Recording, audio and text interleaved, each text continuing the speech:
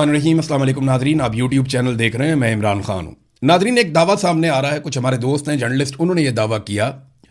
दावा यह है कि साबिक आर्मी चीफ अशफाक परवेज़ कियानी वो जेल में गए और जाकर उन्होंने इमरान खान साहब से मुलाकात की। देखें, अशफाक परवेज़ कियानी के बारे में एक बात मुझे पता है और वो मुझे कुछ और दोस्तों ने, सोर्सेज ने बताई कि जनरल आसिम मुनीर के करीब है अशफाक परवेज़ कियानी, और कुछ जर्नैलों से, कुछ लोगों से उसकी नहीं बनती, लेकिन जिनसे बनती है उनमें एक जनरल अशफाक परवेज़ कियानी भी है। तो फौरी तौर पे जब ये खबर आई तो दिमाग में यही आता है कि हाँ, ये पॉसिबल है और ये मुलाकात हो भी सकती है। अब मैं कंफर्म नहीं कर सकता आपको कि ये मुलाकात हुई है या नहीं हुई, लेकिन ये जो दावा किया जा रहा है ना कि बर्फ़ पिघल रही है, ये दावा ज़मीनी हकायक से मैच नहीं करता। पाकिस्तान में अगर कहीं बर्फ़ पिघल रही है तो वो सिर्फ पहाड़ों पे पिघल रही है, और उसकी दो वजूहात हैं। एक तो ग्लोबल वार्मिंग है और दूसरा जो है वो गर्मियाँ बहुत बढ़ गई हैं। इसके अलावा कहीं कोई बर्फ़ नहीं पिघल रही। अगर बर्फ़ पिघल रही होती तो जो कुछ आप गिलगित बल्तिस्तान में देख रहे हैं आप वो ना देखते। अगर बर्फ़ पिघल रही होती तो जो कुछ इस वक्त कश्मीर में किया जा रहा है आप वो ना देखते। इंतखाबी निशान दोबारा छीने जा रहे हैं, वोटों का रद्दोबदल किया जा रहा है, लोगों को हरासा किया जा रहा है, गिरफ्तार किया जा रहा है, सूबा बदरियाँ हो रही हैं। जो असद कैसर और जुनैद अकबर के साथ हुआ, जो सुहेल अफरीदी के साथ हुआ, ये सारी चीज़ें बताती हैं कि बर्फ़ जो है वो मौसमियाती तब्दीलियों से तो पिघल रही है, लेकिन पाकिस्तान की सियासत पे जो बर्फ़ जमी हुई है उसके पिघलने के कोई इम्कानात नज़र नहीं आ रहे। उसकी बड़ी वजह यह है कि पाकिस्तान की मिलिट्री एस्टेब्लिशमेंट ने कई मरतबा इमरान खान साहब से डील करने की कोशिश की। बहुत सारी ऑफर लेकर गए, यहाँ तक कि उन्हें कहा कि आप पाकिस्तान से बाहर चले जाएं, कुछ अरसा सियासत से छुट्टी कर लें, फिर वापस आएँ, फिर आप सियासत करें। ये भी कहा गया कि आप बनी गाला में चले जाएं, ये भी कहा गया कि आप खैबर पख्तूनख्वा में शिफ्ट हो जाएं। अलग अलग तरह की बातें इमरान खान साहब को ऑफर की गई मिलिट्री एस्टेब्लिशमेंट की जानिब से, लेकिन उन्होंने मानी नहीं को बात। ये बार बार ऑफर आती है इमरान खान साहब को, ऐसा नहीं है कि एक आध दफ़ा आई हो और उन्होंने रिजेक्ट कर दिया, नहीं, बार बार आती है। अगर ये कोई मुलाकात हुई भी है तो मिलिट्री एस्टेब्लिशमेंट को मतलूबा नताइज नहीं मिले, ये बात तो गारंटीड है। वरना इस वक्त जो ब्रिगेडियर फाइक कर रहे हैं आज़ाद कश्मीर में और जो गिलगित बल्तिस्तान में वहाँ के ऑफिसर्स कर रहे हैं, ये सारा कुछ ना हो रहा होता। देखिए, जो डीलिंग इस वक्त हो रही है ना गिलगित बल्तिस्तान में और कश्मीर में वहाँ के अवाम के साथ, मुझे ऐसा दिखाई देता है कि खुदा न खास्ता ये गिलगित बल्तिस्तान और कश्मीर के हालात को बलूचिस्तान के हालात की तरह कर देंगे, सिर्फ अपने इक़्तिदार और अपने कंट्रोल के लिए। यानी एक जूनियर ऑफिसर होता है और बेचारे एफए पास आ जाते हैं। अब ये जूनियर ऑफिसर है, उसका दिमाग सिर्फ उसकी नौकरी के बीच में फंसा हुआ है, क्योंकि सारा कुछ उसका उसकी नौकरी से वाबस्ता है। वो अपने सीनियर को खुश करने के चक्कर में कुछ भी करता है, और वो कुछ भी करने का खुमियाजा पाकिस्तान भुगतता है।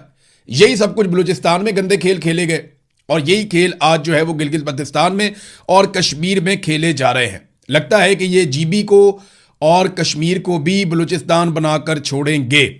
देखिए, दूसरी जमातें बाहर से बंदे ले लेकर जा रही हैं और अपनी रौनक लगा के दिखाने की कोशिश कर रही हैं कि देखो जी, हमारी छोटी मोटी रौनक लगी हुई है। कहीं पे भी वो पब्लिक को शो नहीं कर पा रहे। जहां दिखाते हैं वो किसी ना किसी लीडर को दिखाते हैं, उसके आसपास 10 20 30 बंदे दिखाते हैं, पब्लिक को नहीं प्रॉपर तरीके से वो शो कर पा रहे। उसकी वजह यह है कि लोग उनको रिस्पॉन्ड नहीं कर रहे। ये उम्मीदवार आप एक मरतबा फिर देख लें, जो पाकिस्तान तहरीक इंसाफ के हैं। ये पोस्टर मैं आपको दिखा रहा हूं, इसमें आपको पता चल जाएगा कि कौन से हलके में आपने अगर एस्टेब्लिशमेंट के खिलाफ वोट डालना है या मिलिट्री एस्टेब्लिशमेंट के जुल्म के खिलाफ आपने वोट डालना है, तो फिर आपने किसको वोट डालना है। ये सारी कहानी जो है वो इस सफ़े पे लिखी हुई है। कहीं आपको खैमे पे वोट डालना पड़ेगा, कहीं आपको विकेट पे वोट डालना पड़ेगा, कहीं आपको किसी और इंतखाबी निशान पे वोट डालना पड़ेगा। तो अलग अलग बहुत सारे इंतखाबी निशान हैं। तो ये 5-6 निशान आपके सामने हैं अलग अलग हलकों में। इनमें आप वोट डालेंगे तो आपका वोट मिलिट्री एस्टेब्लिशमेंट के खिलाफ जाएगा। एक नाजरीन मेरी गुजारिश है आज़ाद कश्मीर के लोगों से, ये आम आवाम से नहीं मैं बात कर रहा, ये वो लोग जिनके पास बहुत पैसा है, जिनके पूरे पूरे ख़ानदान ओवरसीज़ हैं और इनके पास काफ़ी पैसा है। आज़ाद कश्मीर में लोगों की एक बहुत बड़ी तादाद पाकिस्तान से बाहर रहती है और वो लोग वहाँ पे पाउंड्स के अंदर, डॉलर्स के अंदर पैसा कमाते हैं। तो इनके पास वसाइल की कमी नहीं है। ये बहुत अमीर लोग हैं, कारोबारी लोग हैं। अब इनको ठगने का टाइम आ गया है। अगर आपको कोई कहे, कोई ऑफिसर, कि जनाब इतने पैसे दे दें, आपको इलेक्शन जितवा देंगे और आपको असेंबली में पहुंचा देंगे और आप कल को मिनिस्टर भी बन जाएंगे तो आपने इनकी बातों पे कान नहीं धरने। बहुत सारे दिहाड़ीबाज जो है वो मार्केट में फिर रहे हैं। यही काम बलूचिस्तान में किया गया था। एक एक हलके के लिए 10-10 बंदों से करोड़ों रुपए लिए गए थे। एक बंदा है वो 2 करोड़ दे गया, एक बंदा उससे 5 करोड़ ले लिए, एक बंदा उससे 7 करोड़ ले लिए, एक और बंदा उससे 3 करोड़ ले लिए। तो इस तरह एक एक हलके के लिए 10-10 बंदों से पैसे पकड़े गए थे बलूचिस्तान में। और बाद में जब ये लोग पैसे वापस मांगने के लिए गए तो इनको कहा गया कौन से पैसे भाई, तुम्हें वहां पे थोड़े से वोट पड़ते तो हम तुम्हें जितवाते, दौड़ जाओ यहां से। अब वो पैसा ऐसा तो होता नहीं है जिसका कोई कानूनी रिकॉर्ड हो पीछे से। यानी जब आप इस तरह का पैसा है जो आप रिश्वत में दे रहे हैं तो वो आप रिकॉर्ड का पैसा निकाल के तो रिश्वत में नहीं देंगे ना, वो तो आप पैसा इधर उधर से कहीं से निकालेंगे और निकाल के आप दे देंगे। तो मेरी गुजारिश है ओवरसीज पाकिस्तानियों से, नंबर 1। नंबर 2, कश्मीर के अंदर जो बड़े ताकतवर पैसे वाले लोग हैं जिनको सियासत का कीड़ा है या खुजली है, तो मैं उन्हें यह बता रहा हूं कि आपने अपने करोड़ों रुपए जाया कर देने हैं। यही बंदे दिहाड़ियां लगा के पहले आए हुए हैं। जावेद लतीफ ने बताया था कि लाहौर के अंदर भी एक ऑफिसर ने बहुत पैसे ले लिए थे। बलूचिस्तान के लोग किससे आज भी सुनाते हैं कि हमसे पैसा ले लिया, हमें ना एमपीए बनाया ना एमएनए बनाया। तो आपसे गुजारिश है कि आप अपना पैसा जाया ना करें। ये दिहाड़ीबाज हैं, ये दिहाड़ी लगा के निकल जाएंगे, आपके पल्ले कुछ नहीं बचेगा। अभी वहीं पे जीबी में इलेक्शन चल रहा है। पाकिस्तान तहरीक इंसाफ पे मुकम्मल पाबंदी है, मगर बिलावल और उनकी बहन इनके प्रोटोकॉल के लिए गवर्नर पंजाब भी गिलगित बल्तिस्तान पहुंच गए हैं। सवाल यह है कि क्या उनके पास एनओसी है। इलेक्शन के इस माहौल में एक गवर्नर भी वहां पे पहुंच गए तो देखिए एक तरफ कितना फ्री हैंड है, आप इंजॉय करें। यही बिलावल और मरियम, इन्हें मुकम्मल तौर पे फ्री हैंड था 2020 में भी, जब पाकिस्तान तहरीक इंसाफ की हुकूमत थी, और इनके पास आज भी फ्री हैंड है। पाकिस्तान तहरीक इंसाफ को उस वक्त भी तनकीद का निशाना बनाया जा रहा था क्योंकि उनकी हुकूमत थी, लेकिन आज पाकिस्तान तहरीक इंसाफ को मुकम्मल तौर पे दीवार के साथ लगाया गया। ना उनके पास अपना निशान है, ना वो कंपेन कर सकते हैं, ना वो लोगों में जा सकते हैं, लेकिन नौजवानों ने वो जिम्मेदारी संभाल ली। चाहे गजर हो, चाहे हुंजा हो, चाहे स्कर्दू हो, चाहे गांचे हो, कहीं पे भी, चाहे गिलगित हो, कहीं पे भी आप चले जाएं, अस्तोड़ चले जाएं, हर जगह पे बड़ी मजबूती के साथ पाकिस्तान तहरीक इंसाफ और MWM का अलायंस खड़ा है। नाज़रीन, एक बड़ी इंटरेस्टिंग चीज जो डेवलपमेंट हो रही है वो ख्वाजा आसिफ की जानिब से हो रही है। ख्वाजा साद रफीक का स्टेटमेंट आपने देखा, एक दो और वजीर भी बोलना शुरू हो गए। फाद हुसैन ने भी एक कॉलम लिख दिया, ये साबिक वजीर हैं शहबाज शरीफ की कैबिनेट के, कि जी वज़रा कारकर्दगी अच्छी नहीं दिखा रहे। तो फाद हुसैन साहब के इसके पीछे दो मकासद हो सकते हैं। एक तो ये कि वो गवर्नमेंट पे तनकीद करना चाहते हैं, दूसरा वो ये चाहते हैं कि शायद दोबारा वो कैबिनेट में चले जाएं, क्योंकि वो पहले कैबिनेट का हिस्सा थे। जब वो कैबिनेट में थे तब उन्हें कैबिनेट बहुत अच्छी लगती थी, हालांकि उस कैबिनेट ने बड़ी पाकिस्तान की बहुत बुरी हालत की थी, उस कैबिनेट ने सत्यानाश कर दिया था। तो फाद हुसैन उस कैबिनेट का हिस्सा थे, और अब फाद हुसैन को कैबिनेट अच्छी नहीं लग रही, और मेरे ख्याल में ये एक तरह की सीवी है कि जनाब मुझे कैबिनेट में दोबारा शामिल किया जाए। तो फाद हुसैन साहब को दोबारा शामिल हो जाना चाहिए ताकि कैबिनेट उनको अच्छी लगना शुरू हो जाए। बहरहाल ख्वाजा आसिफ का भी एक गिले शिकवे वाला एक ट्वीट आया कि जनाब 80,000 रुपया भी ले लिया हमसे और हमें रसीद भी कोई नहीं दी, और ये निज़ाम चल रहा है। अगर एक वफाकी वजीर की ये हैसियत है तो किसी और की क्या होगी। फिर थोड़ी देर पहले इंटरव्यू देते हुए ख्वाजा आसिफ ने कहा, जनाब मेरा जो घर है जहां पे मैं रहता हूं, सरकारी घर, वो टूट फूट का शिकार है। मैंने मोहसिन नकवी के तरले किए हैं, लेकिन वो ठीक नहीं करवा के दे रहा, अपने घर का दरवाजा नहीं ठीक करवा पा रहा।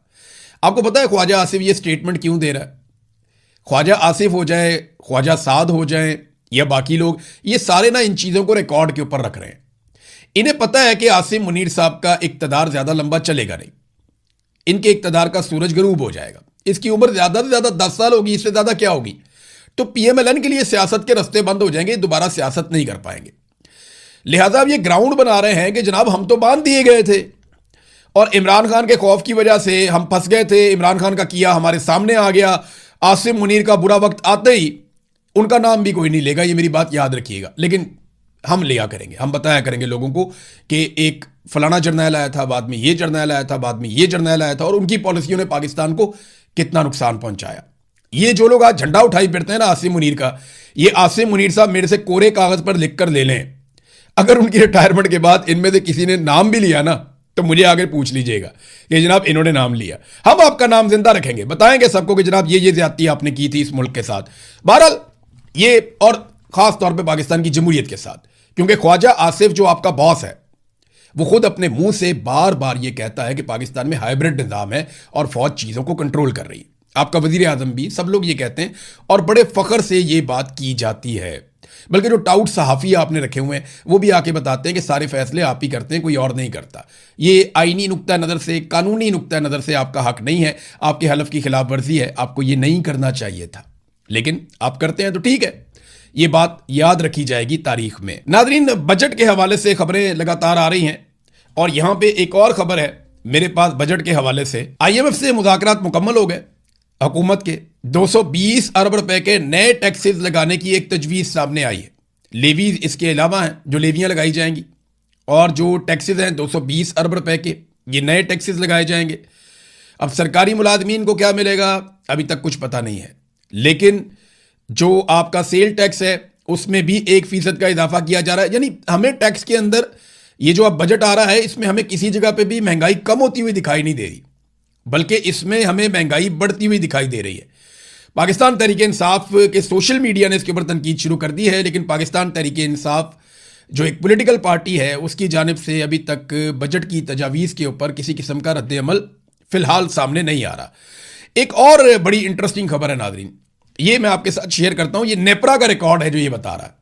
नेपरा आप समझते हैं पाकिस्तान में बिजली के हवाले से, तो ये नेपरा का जो रिकॉर्ड है वो क्या बता रहा है। नेपरा का रिकॉर्ड बता रहा है कि पिछले 8 साल के अरसे में, ये यानी 2026 तक लगा लें तो आप इमरान खान का दौर और ये सारा दौर लगा लें, इस 8 साल के अरसे में जो पाकिस्तान ने या पाकिस्तानियों ने कैपेसिटी पेमेंट की मद में IPPs को पैसा दिया, वो डॉलर रेट के एतबार से 40 अरब डॉलर से ज्यादा की रकम बनती है। यानी IMF से 1 अरब डॉलर लेना हो, UAE का 2 अरब डॉलर वापस करना हो तो पाकिस्तान को वक्त पड़ जाता है। लेकिन IPPs क्योंकि बहुत बड़े बड़े लोगों के, फ्रंटमैनों के हैं, IPPs में क्योंकि बड़ी कमीशन मिलती है इसलिए कोई फर्क नहीं पड़ता। तो वो बिजली जो IPPs ने पैदा ही नहीं की उसका पैसा देने को बोलते हैं कैपेसिटी पेमेंट। यानी वो बिजली जो उन्होंने पैदा की और उन्होंने आपको बेची वो तो है जनाब बिजली का बिल, लेकिन वो बिजली जो उन्होंने पैदा नहीं की और वो बिजली जो आपके सिस्टम में नहीं आई और वो बिजली जिसको आपने इस्तेमाल भी नहीं किया, उसका पैसा जब आप देते हैं तो वो होता है कैपेसिटी पेमेंट। तो जो बिजली आपने नहीं ली उसका पैसा जो आपने दिया, बिजली ना लेने का पैसा जो आपने दिया वो आपने दिया और वो बनी भी नहीं बिजली, आपने ली नहीं, उन्होंने बनाई नहीं, और आपने उसका पैसा दिया 40 अरब डॉलर से ज्यादा।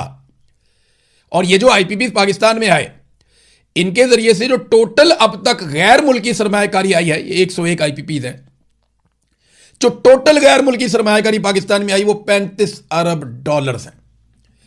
यानी टोटल इन्होंने जो पैसा लगाया बाहर से पाकिस्तान के अंदर वो 35 अरब डॉलर है, और उसके बदले में जो हमने सिर्फ 8 साल में इनको कैपेसिटी पेमेंट की मद में दे दिया वो 40 अरब डॉलर से ज्यादा है। और पिछले 20-22 साल का हिसाब इससे अलग है, और ये रिपोर्ट है नेपरा की। तो ये पाकिस्तान के साथ नवाज शरीफ ने, पीपल्स पार्टी ने और परवेज मुशर्रफ ने मिलकर किया है। परवेज मुशर्रफ का इसमें बहुत छोटा हिस्सा है, लेकिन हिस्सा है, बड़ा हिस्सा है। इसमें सबसे ज्यादा जो गंद मारा है इसके अंदर वो नवाज शरीफ ने मारा, नंबर 1। नंबर 2 पे आती है पीपल्स पार्टी और नंबर 3 के ऊपर आते हैं परवेज मुशर्रफ साहब। तो इन्होंने पाकिस्तान का बेड़ा गर्क किया। आज पाकिस्तानी जो है हर साल 2000 अरब रुपया इनको कैपेसिटी पेमेंट की मद में देता है, उस बिजली का जो बिजली पैदा ही नहीं हुई। नाजरीन, 28वीं आईनी तरमीम के मामले में MQM मैदान में आ गई और MQM ने कहा जनाब ये तो हमारी तरमीम है, आज नहीं कल लानी पड़ेगी। ये एक तरह की CV है जो MQM पेश कर रही है आसिम मुनीर साहब के सामने कि देखिए हम कितने इंपॉर्टेंट हैं, हम आपकी लड़ाई लड़ रहे हैं, हम एक और आईनी तरमीम की राह हमवार कर रहे हैं। चाहते वो ये है, उन्होंने एक नुक्ते पे बात की कि 140A जो है MQM पाकिस्तान का 30 साल से मुतालबा है, यानी जो कराची है उसको वफाक के अंडर कर दिया जाए। देखिए कराची जितना बड़ा है, जितनी बड़ी उसकी आबादी है, इतना बड़ा तो पूरा मुल्क होता है। कराची और हैदराबाद को अगर एक अलग सूबा भी बना देना तो कोई फर्क नहीं पड़ता, या अगर आप सिंध में 3 सूबे भी बना देना तो कोई फर्क नहीं पड़ता, सिंध तरक्की करेगा इससे। लेकिन पाकिस्तान पीपल्स पार्टी को यह पता है कि वो अंदरूने सिंध से 2 नंबरी करके वोट लेते हैं, अंदरूने सिंध से 2 नंबरी करके वो अपना इक्तदार लेते हैं और कराची और हैदराबाद के ऊपर रूल करते हैं। ये उनका तरीका वारदात है, क्योंकि यहां पे पैसा बहुत ज्यादा जनरेट होता है। सारी दिहाड़ियां जो हैं वो इस जगह के ऊपर है। और जिस तरह उन्होंने अपना कराची को कंट्रोल किया हुआ है, कैसे उन्होंने अपना मेयर बिठाया, ये सब आप जानते हैं। ये कोई अब ढकी छुपी बात नहीं है, पूरी दुनिया इसे जानती है। नाजरीन, ईरान ने एक नया और खौफनाक हथियार मुतारिफ करवाया। ये हथियार जो है, इसका नाम है रजब 27। रजब 27 एक कश्ती है छोटे साइज की।